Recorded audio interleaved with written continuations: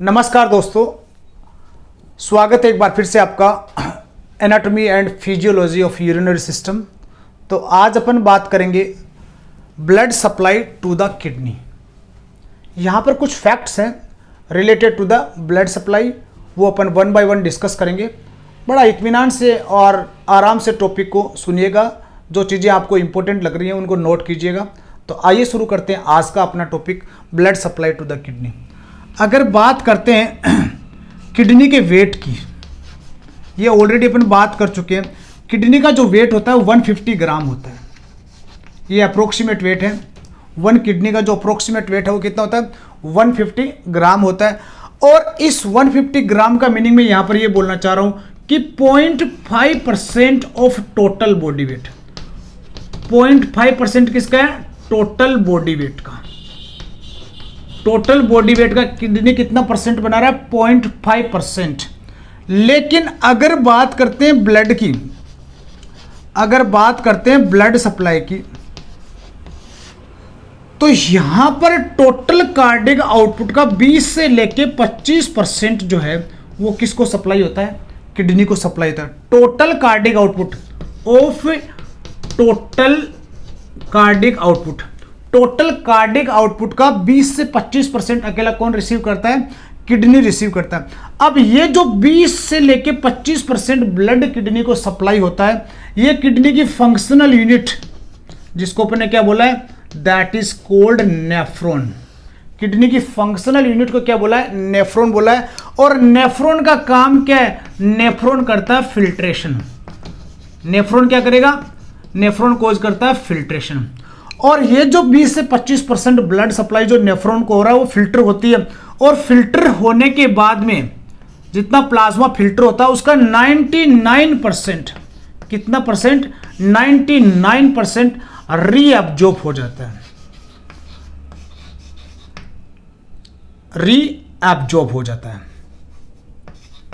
99% क्या हो जाता है, रीअब्जॉर्ब हो जाता है। और रीअब्जॉर्प्शन का सिंपल मीनिंग क्या है कि वापस कहां पर आ जाता है, ब्लड सर्कुलेशन में वापस क्या हो जाता है, रीअब्जॉर्ब हो जाता है। और 1% जो फिल्ट्रेशन हुआ है वो किस में कन्वर्ट हो जाएगा, it will convert into the urine. वो किस में कन्वर्ट हो जाएगा, यूरिन में कन्वर्ट हो जाएगा। और फिर अगर यूरिन की बात करते हैं तो इसके कंपोजिशन में सबसे ज्यादा जो रेशियो है वो किसका रहेगा, वाटर का रहेगा। और साथ में एक और इंपॉर्टेंट लाइन, यहां पर जो मेटाबॉलिक वेस्ट जो बॉडी के लिए हार्मफुल है या फिर ऐसा बोले यूजफुल नहीं है, वो सारे के सारे मेटाबॉलिक वेस्ट हैं, वो भी किसका पार्ट बन जाएंगे, यूरिन का पार्ट बन जाएंगे।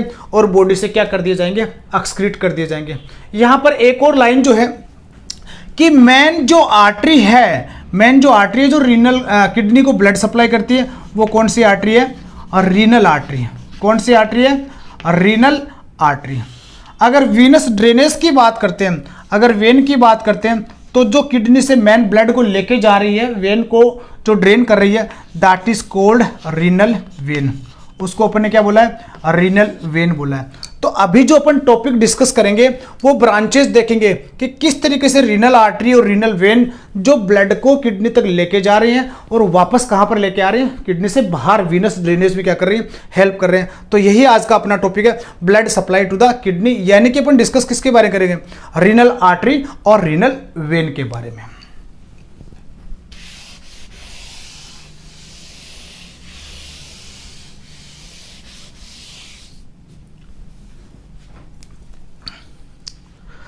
एक डायग्राम अब मैं बना रहा हूं यहां पर, एनाटॉमी फिजियोलॉजी है, डायग्राम से बहुत सारी चीजें क्लियर हो जाती हैं। तो आप भी डायग्राम का प्रैक्टिस करते रहें, बहुत आसान हो जाएगा आपके लिए टॉपिक। ये पार्ट मैंने बताया, ये सबसे आउटर मोस्ट लेयर जो अपन एनाटॉमी में डिस्कस किया था, इसको क्या बोला गया, that is cold renal capsule. इसको क्या बोल दिया गया है, रीनल कैप्सूल बोल दिया गया है। ये यूरिन को ट्रांसपोर्टेशन का काम करता है, यूरिनरी सिस्टम का पार्ट है, इसको यूरेटर बोला गया है। यहाँ पर बहुत सारे पिरामिड्स प्रेजेंट होते हैं, बहुत सारे तो नहीं बोल सकते, 8 to 18 मैंने आपको ये क्लास में पहले भी बोला है, 8 से लेके 18 अप्रोक्सीमेटली एवरेज ये क्या प्रेजेंट होते हैं, इनको रीनल पिरामिड्स बोले। ये दो जोन मैंने आपको बताया, ये जो पार्ट है इसको बोला गया रीनल कॉर्टेक्स, और डीप वाला पार्ट कौन सा है, रीनल मेडुला इसको बोला गया। इसके अलावा यहाँ पर रीनल कॉलम्स प्रेजेंट हैं और इनके बारे में अपन वन बाय वन बात करेंगे। तो यहाँ पर जो मेन आर्टरी मैंने आपको बताई किडनी को, ये सप्लाई कर रही है, डायग्राम से समझो बड़े आराम से, ये किडनी को सप्लाई कर रही है और इस आर्टरी को मैंने नाम क्या दिया है, रीनल आर्टरी। इस आर्टरी को क्या बोला गया, that is cold renal artery. अब जैसे ही रीनल आर्टरी, ये जो एरिया है इसको रीनल पेल्विस बोला गया है, रीनल पेल्विस में आने के बाद में 2 ब्रांच में डिवाइड होती है। यहाँ पर डिवाइड होने 2 ही नहीं होती है, अप्रोक्सीमेटली 3 to 4 ब्रांचेज इसकी होती हैं। ये 4 ब्रांच में इसकी बना रहा हूँ, ये 4 ब्रांच होती है और ये ब्रांच जो डिवाइड होके क्या बना रही है, that branch is called segmental arteries. इस ब्रांच को क्या बोला गया है, ये कहलाएगी आपकी सेगमेंटल आर्टरी। बहुत इंपॉर्टेंट है, रीनल आर्टरी डिवाइड होके क्या बनाया, सेगमेंटल आर्टरी बना दिया। अब सेगमेंटल आर्टरी क्या करता है, सेगमेंटल आर्टरी रीनल पेल्विस में इसकी ब्रांचेस डिवाइड हुई है रीनल आर्टरी की, और सेगमेंट्स में यानी कि 4 से लेके 5-6 सेगमेंट तक ये क्या हो चुकी है, डिवाइड हो चुकी है। अब अलग अलग एरियाज को अलग अलग इसकी ब्रांच सप्लाई करेंगे। अब देखो यहाँ पर मैं एक ब्रांच की बात कर रहा हूँ, इस ब्रांच की मैंने बात किया। अब ये जो ब्रांच है, इस ब्रांच को क्या बोल दिया गया, यानी कि सेगमेंटल आर्टरी की डिफरेंट ब्रांच होगी, इधर भी जाएगा, इसकी भी अलग अलग ब्रांचेज हो जाएंगी, इसकी भी अलग अलग ब्रांच हो जाएंगी। तो एक ब्रांच की मैं बात कर रहा हूं और ये ब्रांच कौन सी हो गई, that is divide from segmental artery. मैं इसका यहां पर नाम लिख रहा हूं कि इस आर्टरी को अपन क्या बोलेंगे, इंटरलोबर आर्टरी। ये क्या कहलाएगा, that is cold interlobar artery. बहुत इंपॉर्टेंट है, इसको क्या बोल दिया, इंटरलोबर आर्टरी।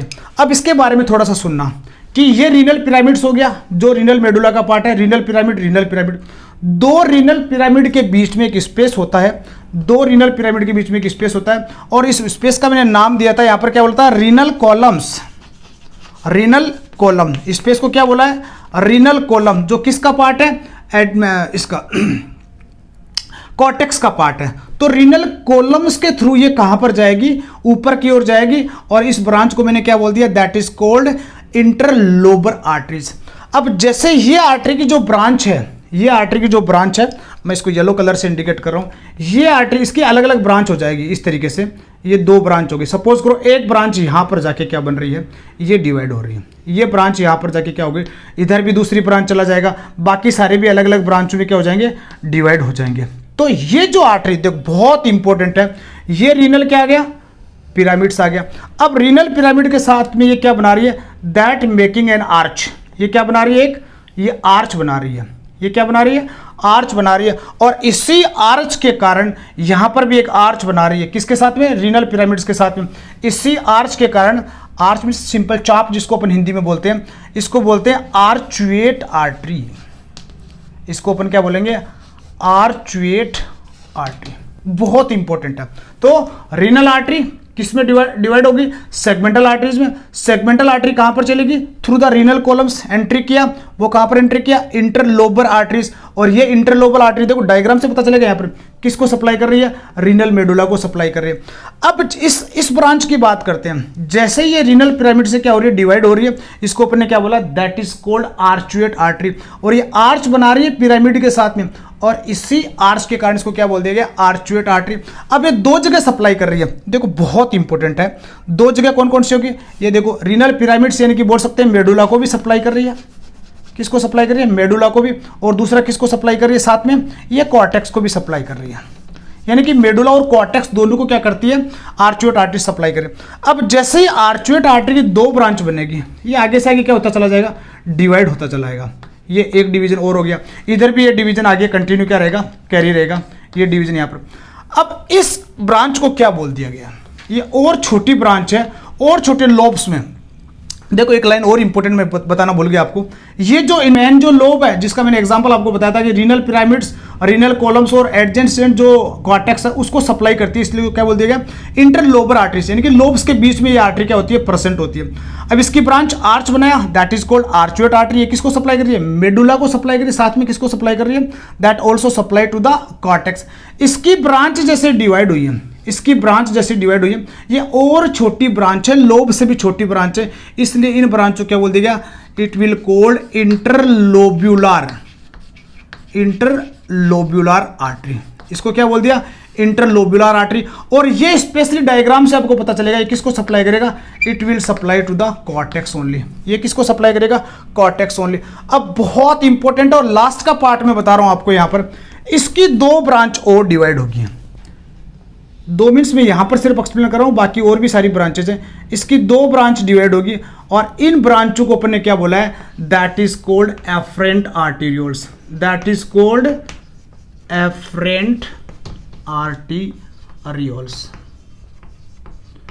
इसको क्या बोल दिया गया, एफरेंट आर्टीरियोल्स। बहुत इंपॉर्टेंट है। और ये एफरेंट आर्टीरियोल्स भी किसको सप्लाई कर रहा है, वैसे तो बोले कॉर्टेक्स को सप्लाई कर रहा है और साथ में किसको सप्लाई करेगा, नेफ्रॉन को।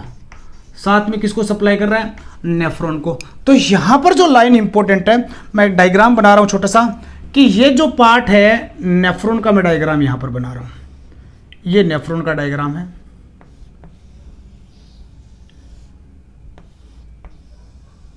इस तरीके से यहां पर क्या है, नेफ्रॉन प्रेजेंट है। अब इसकी जो ब्रांच है वो किसको सप्लाई कर रही है, that is supply to the nephron. और इस ब्रांच को अपन ने क्या बोल दिया है, इसको बोल दिया एफरेंट आर्टीरियोल्स। और ये अपन बाद में डिस्कस करेंगे, ये जो बॉल शेप्ड स्ट्रक्चर जिसको बोमेन कैप्सूल बोलते हैं, इसको क्या बोला गया है, that is called Bowman capsule. इस बोमेन कैप्सूल में एफरेंट आर्टरी बहुत सारी कैपिलरीज में डिवाइड हो जाती है। जो बोमेन कैप्सूल है वहां पर एफरेंट आर्टरियोल्स किस में डिवाइड हो जाएगा, बहुत सारी नेटवर्क ऑफ कैपिलरीज। और इन कैपिलरीज के नेटवर्क क्या बोलते हैं, ग्लोमेरुलस। इन कैपिलरीज के नेटवर्क क्या बोलते हैं, ग्लोमेरुलस बोला गया। अब थोड़ा सा इसके बारे में अपन बाद में बात करेंगे, लेकिन एक बार फिर से मैं शॉर्टली इसको रिवाइज कर रहा हूं कि मेन जो आर्टरी है वो किडनी में एंटर करने के बाद में, जिसको अपन ने क्या बोला, मेन आर्टरी कौन सा होगा, रीनल आर्टरी। ये 4-5 सेगमेंट्स में डिवाइड होगी। इस ब्रांचेस को क्या बोल दिया अपन ने, सेगमेंटल आर्टरीज। अब सेगमेंटल आर्टरीज किडनी के लोब्स को ब्लड सप्लाई करेगी। किसको सप्लाई करेगी, ये पिरामिड सेज को क्या बोल सकते हैं, लोब्स को सप्लाई करेगी। और ये एंटर किसके थ्रू करेगी, रीनल कॉलम्स के थ्रू करेगी। और इन ब्रांच को अपन ने क्या बोल दिया, जो सेगमेंटल आर्टरी की ब्रांच है, that is called interlobar arteries. Interlobar arteries जैसे ही पिरामिड के पास में, तो वहां पर एक आर्च बनाएगी। पिरामिड्स के साथ भी क्या बनाएगी, आर्च बनाएगी। साथ में मेडुला को भी सप्लाई करेगी और कॉर्टेक्स को भी सप्लाई करेगी। और इस आर्च के कारण इसको क्या बोलते हैं, आर्चुएट आर्टरी। ये दोनों को सप्लाई करता है, मेडुला को और as well as to the cortex also. अब जैसे ही आर्चुएट आर्टरी की और ब्रांचेस बनेगी, सेवरल डिविजन्स होंगे, और उन डिवीजन के बाद में जो ब्रांच बनता है उसको अपन क्या बोलते हैं, दैट इज कॉल्ड इंटरलोब्युलर आर्टरीज, जो मेनली कॉर्टेक्स को सप्लाई करता है। उसको क्या बोल दिया, इंटरलोब्युलर आर्टरीज। और जैसे ही इंटरलोब्युलर आर्टरीज एंटर करता है कहां पर, उसकी सेवरल ब्रांचेस डिवाइड होती है, बहुत सारे नेफ्रॉन प्रेजेंट होते हैं। तो उतनी सारी ब्रांचेस किसकी रहेगी, इंटरलोब्युलर आर्टरीज की रहेगी। अप्रोक्सीमेटली 1 मिलियन नेफ्रॉन कहां प्रेजेंट होते हैं, किडनी में प्रेजेंट होते हैं। उनको सबको एफरेंट आर्टीरियोल्स क्या करता है, सप्लाई करता है। और वो किसकी ब्रांच है, इंटरलोब्युलर। किसकी ब्रांच है, इंटरलोब्युलर। एक इंपॉर्टेंट लाइन, जैसे ही एफरेंट आर्टीरियोल्स कहां पर एंट्री कर रहा है, नेफ्रॉन में एंट्री कर रहा है। और नेफ्रॉन का कौन सा पार्ट है, इसको बोलते हैं बोमेन कैप्सूल। क्या बोला गया, बोमेन कैप्सूल। और एफरेंट आर्टरियोल्स बोमेन कैप्सूल में एंटर करने के बाद में एक कैपिलरीज का नेटवर्क बनाएंगे। छोटा डायग्राम और बनाएंगे बाद में अपन। उस कैपिलरीज के नेटवर्क को क्या बोला गया, दैट इज कॉल्ड ग्लोमेरुलस। उसको अपन ने क्या बोल दिया, ग्लोमेरुलस बोला गया। अब वापस अपोजिट इसका आप देखते रहना, मैं यहां पर सिर्फ नोट करता जाऊंगा। अब ये जो इफरेंट आर्टरियोल्स है, ये जो इफरेंट आर्टरियोल्स है, एक और डायग्राम से देखेंगे अपन। इसके कुछ ब्रांच क्या करती हैं, ये लो, ये एफरेंट आर्टरियोल्स, मैंने बोला यहां ग्लोमेरुलस। ग्लोमेरुलस से जैसे ब्लड सप्लाई को लीव करता है, जो आर्टरी की ब्रांचेस हैं, जो कैपिलरीज की ब्रांच है, वो लीव करती हैं किसको, नेफ्रॉन को। और इसको लीव करने वाली आर्टरी को क्या बोला गया, that is called efferent. Efferent का मीनिंग क्या है, टेकिंग अवे। इफरेंट आर्टरियोल्स या इफरेंट आर्टरियोल्स। ये क्या हो गया, जो छोड़ने वाली जो ब्रांच है उसको बोल दिया इफरेंट आर्टरियोल्स। अब क्या होगा, जैसे इफरेंट आर्टरियोल्स ग्लोमेरुलस को क्या करेगा, लीव करेगा। अब इसकी कुछ ब्रांच यहां पर चली जाएगी। देखो बस यहीं तक आपका टॉपिक पूरा कंप्लीट हो जाएगा। इसकी कुछ ब्रांच ये क्या करते हैं, नेफ्रॉन को सप्लाई करते हैं। अब इसकी 2 ब्रांच में इसको डिवाइड किया गया। एक है पेरीट्यूब्युलर कैपिलरीज, पेरीट्यूब्युलर कैपिलरीज,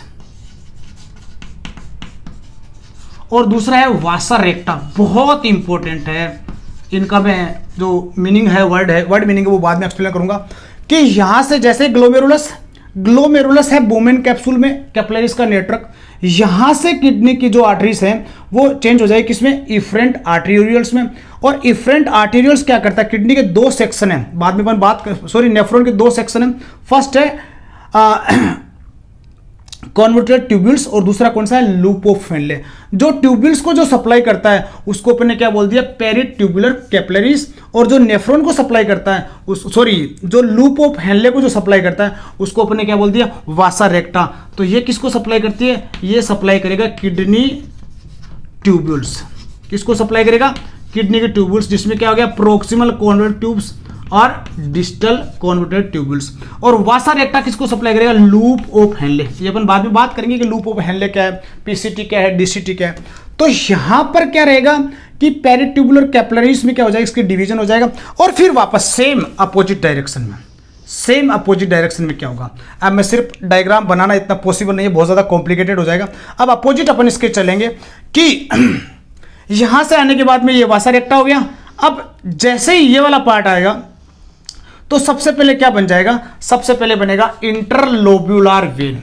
क्या बनेगा, इंटरलोब्यूलर वेन। किसमें कन्वर्ट हो जाएगी, आर्टरीज अभी इंटरलोब्यूलर वेन में कन्वर्ट हो जाएगी, क्योंकि इसको किडनी को सप्लाई कर दिया तो इंटरलोब्यूलर वेन बना। और फिर इंटरलोब्यूलर जो वेन है वो चेंज हो जाएगा किसमें, ये वाला पार्ट यहां पर आके आर्टरी वापस वेन है वापस घूम जाएगी। इसको किसमें चेंज हो जाएगी, it will convert into the arcuate vein. किसमें चेंज हो जाएगी, आर्चुएट वेन। क्या बन जाएगा फिर, आर्चुएट वेन। जस्ट अपोजिट चल रहा है। अब आर्चुएट वेन जो है वो वापस कहां पर एंट्री करेगा, लोब में। तो इसको क्या बोलेंगे, इंटरलोबर वेन। इसको क्या बोल देंगे, इंटरलोबर वेन। इंटरलोबर वेन इसको बोल दिया गया। और इंटरलोबर वेन है, फिर वो सेगमेंटल वेन बनेगी और सेगमेंटल वेन बनके क्या बन जाएगा आपका, रीनल वेन। फिर क्या बन जाएगा, रीनल वेन। तो बहुत इंपॉर्टेंट है। मैं एक बार शॉर्टली समराइज कर रहा हूं, टॉपिक को ध्यान से सुना कि जो मैंने आपको ऑलरेडी बताया कि 20 से लेकर 25% जो ब्लड सप्लाई है टोटल कार्डिक आउटपुट का, वो रीनल आर्टरी कहाँ लेके जा रही है, किडनी को लेके जा रही है। अब जैसे ही रीनल आर्टरी किडनी में एंट्री करती है तो इसकी सेवरल ब्रांचेस डिवाइड होती हैं और उन ब्रांचेस को अपन ने क्या बोल दिया, that is called segmental arteries. Different segments बन जाते हैं, ठीक है। अब ये सेगमेंटल आर्टरी की कुछ ब्रांचेस क्या करती है, किडनी की लोब्स को सप्लाई करती हैं या पिरामिड्स को सप्लाई करती हैं। अब इसकी वजह से इसको क्या बोल दिया, इंटरलोबर आर्टरीज बोल दिया गया। अब जैसे ये इंटरलोबर आर्टरीज एंट्री करती हैं कॉर्टेक्स में, एक आर्च बनाती है किसके साथ में, रीनल पिरामिड्स के साथ में, इसलिए इनको क्या बोल दिया, आर्चुएट आर्टरीज। और मेडुला और कॉर्टेक्स दोनों को क्या करता है, सप्लाई करता है। अगला जो है, जब जैसे ही आर्चुएट आर्टरी डिवाइड होती हैं तो वो किस में कन्वर्ट हो जाएगी, स्मॉलर ब्रांचेस, या ऐसा बोल सकते हैं it will divide into the several branches, that is called interlobular arteries. अब इंटरलोब्यूलर आर्टरीज का कुछ ब्रांच जो है वो किसको सप्लाई करता है, नेफ्रॉन को सप्लाई करता है, यानी कि नेफ्रॉन में एंट्री करता है और उसको क्या बोला गया, that is called efferent arterioles. उसको क्या बोल दिया गया, एफरेंट आर्टेरियोल्स। और कॉर्टेक्स और नेफ्रॉन को सप्लाई करेगा। अब एफरेंट आर्टेरियोल्स किस में एंट्री करता है, नेफ्रॉन का एक पार्ट है जिसको बोला गया ग्लोमेरुलस। उस ग्लोमेरुलस पार्ट में जैसे ये ग्लोमेरुलस आ गया, कुछ ब्रांचेस एफरेंट आर्टेरियोल्स की डिवाइड होती हैं और वो एंट्री करने के बाद में क्या कहलाएगी, ग्लोमेरुलस या ग्लोमेरुलाई इसको बोलते हैं। अब ये ग्लोमेरुलाई किडनी को नेफ्रॉन को लीव करने के बाद में इसका नाम चेंज हो जाएगा। यहाँ पर एफरेंट था, टुवार्ड्स लेके आ रहा था, ये चेंज हो जाएगी इफरेंट आर्टेरियोल्स में। किस में चेंज हो जाएगा, इफरेंट आर्टेरियोल्स, यानी कि किडनी को क्या कर रही है, लीव कर रही है, नेफ्रॉन को लीव कर रही है। ये इफरेंट आर्टेरियोल्स की दो ब्रांचेस हैं, एक पेरिट्यूबुलर कैपिलरीज है, दूसरा क्या है, वासा रेक्टा। पेरिट्यूबुलर कैपिलरीज है जो किडनी के ट्यूब्यूल्स को क्या करता है, सप्लाई करता है, जैसे प्रोक्सिमल कॉन्वर्टेड ट्यूब्यूल्स, और दूसरा कौन सा है, डिस्टल कॉन्वर्टेड ट्यूब्यूल्स। साथ में जो वासा रेक्टा है उसी की ब्रांच है, वो मेडुला में वासा रेक्टा रहेगा और कॉर्टेक्स में क्या रहेगा, पेरिट्यूबुलर कैपिलरीज रहेगा। वो यहाँ पर ब्लड सप्लाई करने के बाद में वापस जो वेन्स कनेक्ट होना स्टार्ट हो जाती है। जैसे यहाँ पर इनका जो रीयूनिट, अभी तक डिवाइड हो रही थी सारी की सारी, अभी क्या होगी, रीयूनिट होगी, यूनाइट होगी सारी की सारी वेसल्स, तो ये वेन में कन्वर्ट हो जाएगी। और ये जो वेन है सबसे पहले वो क्या कहलाएगा, इंटरलोब्यूलर वेन। बहुत सारे इंटरलोब्यूलर वेन आपस में कनेक्ट होकर रीयूनिट होकर क्या बनाएंगी, आर्चुएट वेन बनाएगी। और बहुत सारी आर्चुएट वेन मिलकर क्या बना रही है, इंटरलोबर वेन बना रही है। और फिर लास्ट में जाके किसका फॉर्मेशन हो रहा है, इट विल फॉर्म, ये अपोजिट आपको ध्यान रखना है, ये क्या बन जाएगा, रीनल वेन। क्या बन जाएगा, रीनल वेन बन जाएगा। और रीनल वेन कहां पर ड्रेन करेगी, inferior vena cava. Renal vein कहां पर ड्रेन करेगी, इंफीरियर वेना केवा में ब्लड को क्या करेगी, ड्रेन करेगी। तो ये था किडनी की ब्लड सप्लाई। अब कुछ इंपॉर्टेंट लाइंस में एक डायग्राम बना के और आपको एक्सप्लेन करूंगा। ये वाला पोर्शन नेक्स्ट जो अपना पार्ट रहेगा वो ये वाला पोर्शन रहेगा, इसके बारे में मैं थोड़ा और एक्सप्लेन करूंगा। यहां पर आप थोड़ा क्लियर रहना, renal artery, segmental artery, interlobar, arcuate, interlobular और एफरेंट आर्टेरियर्स, इसके बाद का पोर्शन अपन बाद में एक्सप्लेन